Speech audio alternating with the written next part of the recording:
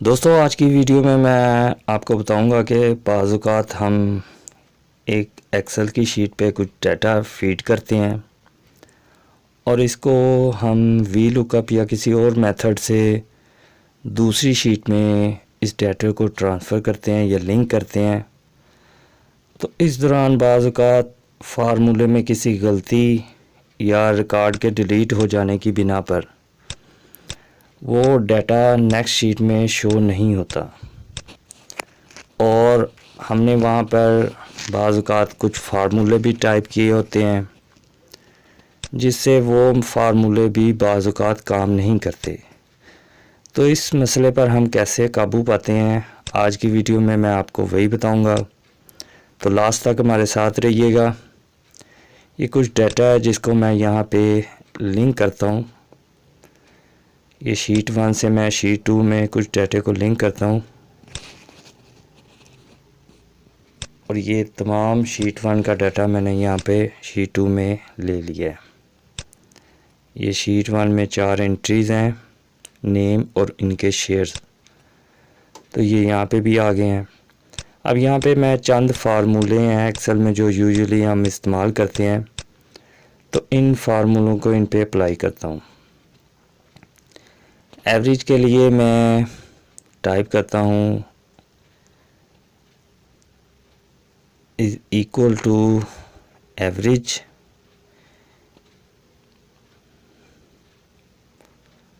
ये एवरेज का formula type करता हूँ और फिर मैं आगे ब्रैकेट के बाद इसको दे देता हूँ ये रेंज और ब्रैकेट बंद कर देता हूँ। तो वो इन रकमों की एवरेज जो है वो यहाँ पे शो करवा देगा। उसके बाद मैं सम का फार्मूला टाइप करता हूँ is equal to sum bracket शुरू और फिर मैं ये रेंज देता हूँ और ब्रैकेट बंद कर देता हूँ।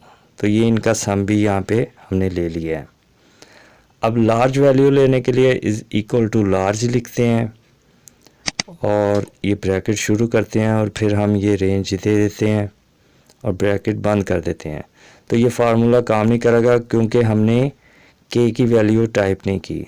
तो हम यहाँ पे रेंज के बाद कोमा दे के 1 प्रेस करेंगे तो ये इसने लार्ज जो वैल्यू है, ये अब्बास का नाम है और 6.1 इसका शेयर है, तो ये यहाँ पे इसने लार्ज वैल्यू शो करवा दी है। अब हम स्मॉल इसी मेथड को इस्तेमाल करते हुए स्मॉल वैल्यू हासिल करते हैं। तो ये स्मॉल वैल्यू भी इसने निकाल दी है। उसके बाद हम ले लेते हैं ये स्मॉल वैल्यू आपके सामने अमानत की 2.2 शेयर है। अब हम इनको काउंट का फार्मूला अप्लाई करते हैं is equal to count bracket शुरू और उसके बाद हम ये रेंज दे देते हैं और ब्रैकेट बंद कर देते हैं। तो ये इसने 4 एंट्रीज़ को काउंट किया है, ये 3 और ये 4, ये इसने 4 काउंट कर दिया है। अब मैं मैक्सिमम वैल्यू निकालने के लिए is equal to max bracket शुरू रेंज सेलेक्ट करते हैं, ब्रैकेट बंद कर देते हैं। तो ये मैक्सिमम वैल्यू भी इसने यहाँ पे शो करवा दी है। ये बास की 6.1 मैक्सिमम वैल्यू है जो इसने शो करवाई है। अब मिनिमम वैल्यू के लिए भी इज़ इक्वल टू मिनिमम मिन ब्रैकेट शुरू और ये मिनिमम वैल्यू भी हमने यहाँ पे ले ली है। अब प्रोडक्ट का फार्मूला हम अप्लाई करते हैं is equal to product bracket शुरू करते हैं, उसके बाद ये रेंज सेलेक्ट करते हैं और ब्रैकेट बंद कर देते हैं। तो ये जितने भी कॉमन आमतौर पर हम फार्मूले इस्तेमाल करते हैं वो सारे फार्मूले मैंने यहाँ पे अप्लाई कर दिए हैं और ये काम कर रहे हैं। ये डाटा लिंक डाटा है जिस पर ये फार्मूले मैंने अप्लाई किए हैं और ये प्रॉपर काम कर रहे हैं। अब हम देखते हैं कि डाटे को अगर हम डिस्टर्ब करते हैं तो ये फार्मूले क्या रिज़ल्ट देते हैं। उसके लिए हम ऐसा करते हैं कि यहाँ पे जो वी लुकअप का फार्मूला लिखते हैं is equal to V lookup bracket शुरू करते हैं, उसके बाद शीट 1 में जाकर ये हमने उससे पहले रेंज को यहाँ पे सिलेक्ट करते हैं, कोमा देते हैं और ये 2 और फिर कोमा और फिर 0 और ब्रैकेट बंद। तो ये वी लुकअप का फार्मूला मैंने यहाँ टाइप किया है। अब मैं इसको तमाम सेल पर अप्लाई कर देता हूँ। अब मैं इसमें से कोई भी एक वैल्यू को डिस्टर्ब करता हूँ। तो मैं इसमें से कोई भी एक वैल्यू को डिस्टर्ब करता हूँ तो उससे हम देखेंगे कि ये जो हमने फार्मूले इस रेंज पर अप्लाई किए हैं उनका क्या रिज़ल्ट आता है।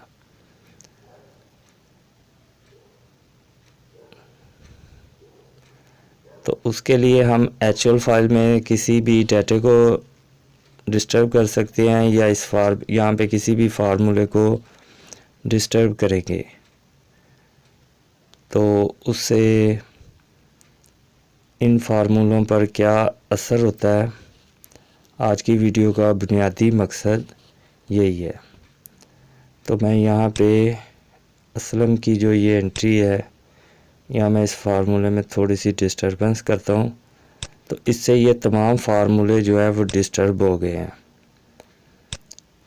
तो इस पे हम काबू कैसे पा सकते हैं, तो उसके लिए आप देख सकते हैं कि मैंने ये साइड पे एक और कॉलम बना रखा है, एग्रीगेट उस पर लिखा हुआ है। तो हम एग्रीगेट की मदद से यही फार्मूले, सेम फार्मूले वहाँ पे हम अप्लाई करते हैं। तो उससे पहले जो दोस्त यहाँ पे पहली मरतबा ये वीडियो देख रहे हैं मेरे चैनल पर, उनसे रिक्वेस्ट है कि वो चैनल को सब्सक्राइब कर लें, बेल आइकन को प्रेस कर दें ताकि नेक्स्ट आने वाली वीडियो से उनको आगाह किया जा सके। वीडियो अगर पसंद आए तो इसे लाइक कीजिएगा, शेयर कीजिएगा।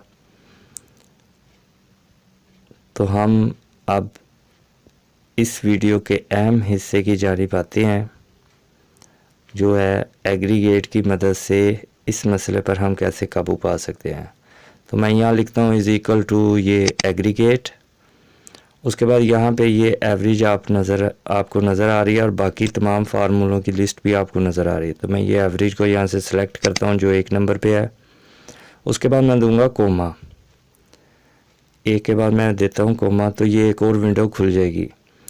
ये 7 नंबर पे आपको ignore hidden rows and error values ये नज़र आ रही है।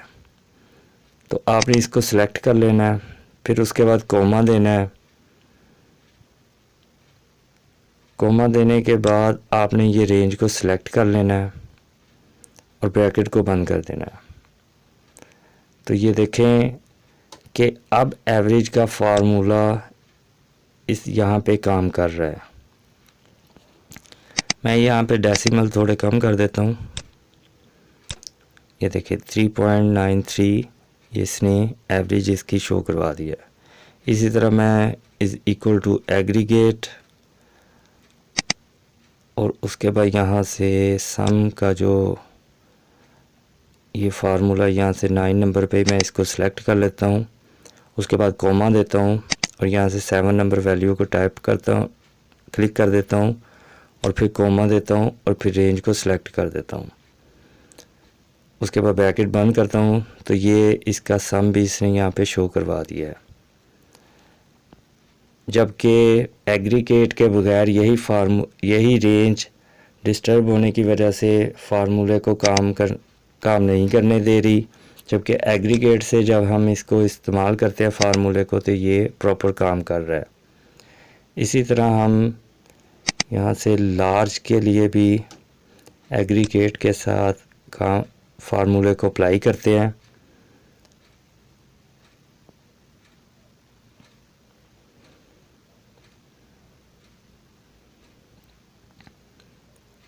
तो चूँकि मैंने यहाँ पे भी के की वैल्यू टाइप नहीं की तो यहाँ पे भी लार्ज और स्मॉल में ये प्रॉब्लम करेगा।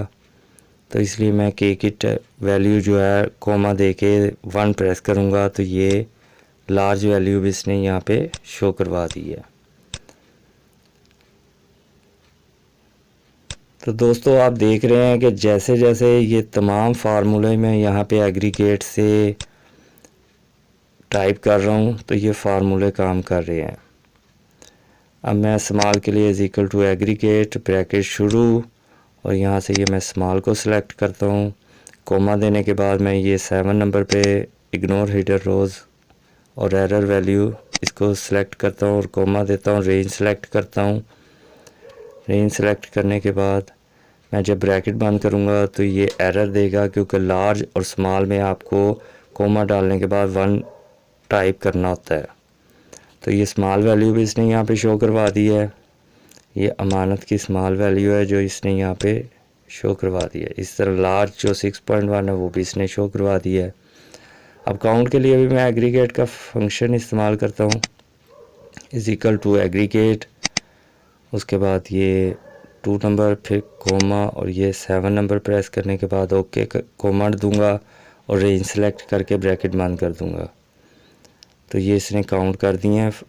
इस वक्त 3 वैल्यूज़ जो है यहाँ पे प्रॉपर काम कर रही हैं, तो इसने यहाँ पे 3 शो करवा दिया है। इसी तरह मैक्सिमम के लिए भी मैं is equal to aggregate bracket शुरू, यहाँ से MAX मैक्स इसको मैं सेलेक्ट करता हूँ। ये 4 नंबर पे मैक्स है। इसके बाद मैं कोमा देता हूँ और 7 नंबर की वैल्यू को मैं यहाँ पे क्लिक करता हूँ और फिर कोमा देता हूँ और उसके बाद मैं रेंज को सिलेक्ट कर देता हूँ। रेंज को सिलेक्ट करने के बाद ब्रैकेट बंद करता हूँ। तो ये मैक्सिमम वैल्यू भी इसने यहाँ पे शो करवा दी है। इसी तरह मैं मिनिमम वैल्यू के लिए is equal to aggregate bracket शुरू करूँगा। ब्रैकेट शुरू करने के बाद यहाँ पे आपको नज़र आ रहा होगा ये 5 नंबर पे, तो फिर मैं उसके बाद कोमा दूंगा और 7 नंबर पे क्लिक करने के बाद कोमा दूंगा और रेंज को सिलेक्ट करके ब्रैकेट बंद कर दूंगा। तो ये मिनिमम वैल्यू भी इसने यहाँ पे शो करवा दी है। ये अमानत की 2.2 मिनिमम वैल्यू है जो इसने यहाँ पे शो कराई। प्रोडक्ट के लिए भी मैं एग्रीगेट के फंक्शन को दोबारा इस्तेमाल करता हूँ, इस ऑप्शन को इस्तेमाल करता हूँ और यहाँ पे मैं 6 नंबर के बाद कोमा दूंगा और 7 टाइप करने के बाद कोमा दूंगा और रेंज को सिलेक्ट करके ब्रैकेट बंद कर दूंगा।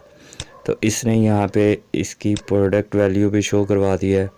तो आप देख सकते हैं कि एग्रीगेट के साथ ये एरर वाली जो लिंक्ड फाइल है वो एग्रीगेट के साथ तो फार्मूले काम कर रहे हैं, लेकिन सिंपली फार्मूले अगर लिंक वहाँ पे अप्लाई किए जाएंगे तो वो काम नहीं करते। तो इसलिए अगर आपको आपकी फ़ाइल या आपके वर्क के दौरान कहीं पे भी आपको इस चीज़ का सामना करना पड़े तो आप ये एग्रीगेट की ऑप्शन इस्तेमाल करते हुए इस मसले पर काबू पा सकते हैं। तो दोस्तों उम्मीद है कि आज की वीडियो आपके लिए काफ़ी हेल्पफुल साबित होगी और आपने इसको लाइक भी किया होगा। तो नेक्स्ट वीडियो तक के लिए मुझे इजाज़त दीजिएगा। अपना और इस चैनल का ख्याल रखिएगा। अल्लाह हाफिज़।